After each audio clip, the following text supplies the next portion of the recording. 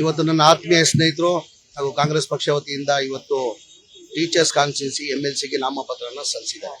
ಇದು 5ನೇ ಬಾರಿ ಪುಟ್ಟಣ್ಣ ಅವರು ನಾಮಪತ್ರನ ಸಲ್ಲಿಸಿರೋದು. ಅವ್ರು 4 ಬಾರಿ ಗೆದ್ದಿದ್ದು.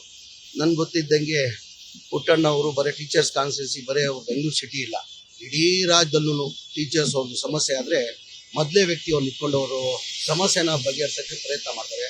ಹೋದ ಚುನಾವಣೆಯಲ್ಲಿ 2400 ಹಂತದಿಂದ ಗೆದ್ದಿದ್ರು. ಈ ಬಾರಿ ನನ್ನ ಅನಿಸಿಕೆ ಜನ ನೋಡಿರ್ಬೋದು, ಎಲ್ಲ ಟೀಚರ್ಸ್ಗೆಲ್ಲ ಓಟ್ ಹೆಚ್ಚಿನ ಸಂಖ್ಯೆಯಲ್ಲಿ ಟೀಚರ್ಸ್. ಇವತ್ತು ವರ್ಕಿಂಗ್ ಡೇ ಇದ್ದೀನೂ ಇಷ್ಟು ಮಟ್ಟಿಗೆ ಟೀಚರ್ಸ್ ಸೇರ್ತಾಗ ನನಗೂ ಗೊತ್ತಿಲ್ಲ.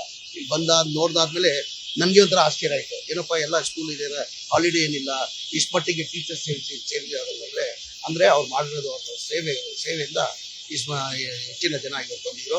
ನನ್ನ 100ಕ್ಕೂ ವಿಶ್ವಾಸ ಇದೆ. ಹೋದ ಸತಿ ಏನು 2400 ಮತದಿಂದ ಗೆದ್ದಿದ್ರು, ಈ ಬಾರಿ ಕನಿಷ್ಠ 4000 ಅಂತಿಂದ ಗೆಲ್ತಾರಂತ ವಿಶ್ವಾಸ ಇದೆ. ನ್ಯೂಸ್ ಫಸ್ಟ್ ನಿರ್ಭೀತಿಯಿಂದ ನಿಮ್ಮ ಪರವಾಗಿ.